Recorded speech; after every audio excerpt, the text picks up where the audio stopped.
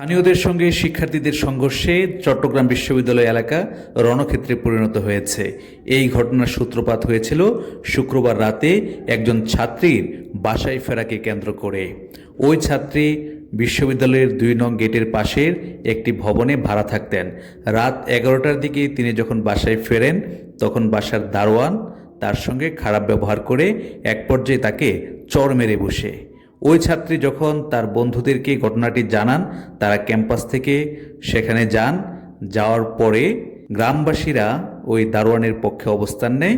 এই সময় দুই পক্ষের মধ্যে ইট পাটকেল নিক্ষেপ ও দাওয়া পাল্টা দেওয়া হয়, যার জের ধরে ভোররাত পর্যন্ত দুই পক্ষ সংঘর্ষে জড়িয়ে যায়। পরদিন বিশ্ববিদ্যালয়ের শিক্ষার্থীরা বিক্ষোভ মিছিল করে এবং সেখান থেকে তারা ঘটনাস্থলে যায়।